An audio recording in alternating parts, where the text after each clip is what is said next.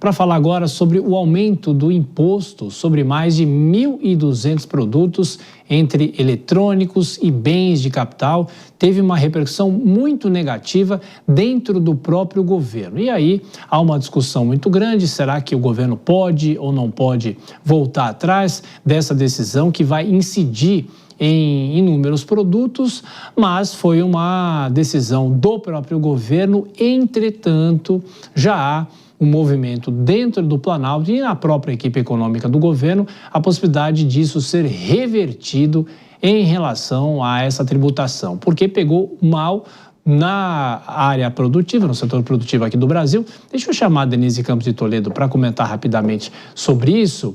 De uma certa maneira, é um imposto, Denise, que negativo, por mais que seja com produtos que vêm de fora, isso concorre aqui, não concorre?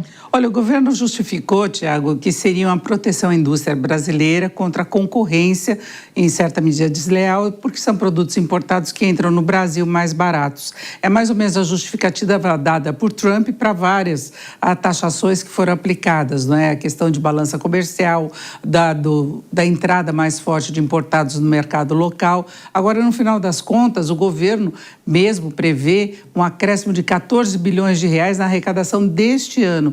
E hoje saiu o relatório da IFE, a Instituição Fiscal Independente, prevendo que essa arrecadação possa chegar aos 20 bilhões. Então, seria um reforço importante de caixa para o governo. Inclusive, a IPE compara ao impacto que teria o IOF naquela dimensão toda que o governo propôs a aplicação no ano passado, porque mexe com o setor produtivo.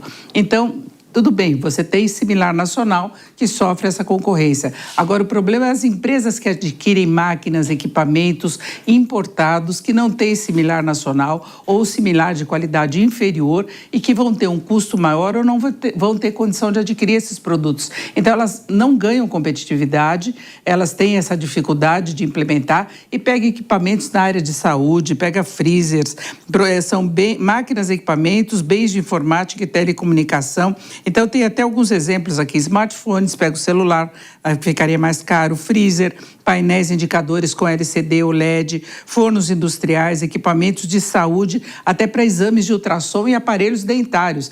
Apenas um exemplo, são mais de 1.000 produtos com essa taxação adicional anunciada pelo governo neste mês. Então, parece mais um reforço de caixa mesmo. Deixa eu chamar o André Anelli, Denise, dentro dessa discussão que a gente está fazendo aqui. André, o governo revoga isso ou não revoga porque pegou mal? Tem muita reação interna, é isso?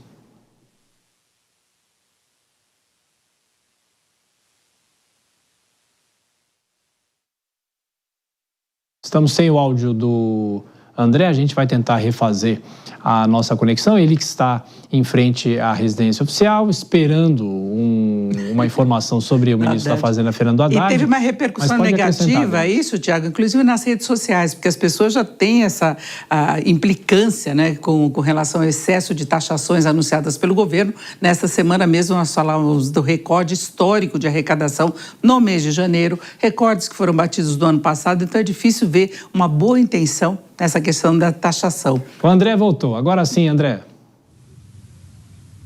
Tá ligado agora, tá ligado. Foi mal, eu que desliguei. Desculpa aqui. Já estamos no ar, André. O governo recua ou não recua? Pois é, Tiago, o governo deve recuar sim, justamente por conta, como disse a Denise agora há pouco, em relação às repercussões negativas nas redes sociais, porque alguns produtos de alta demanda junto à população, como por exemplo os smartphones, devem ser impactados. Ao todo são 1.200 produtos que devem ter uma taxação extra de 7% até 25%.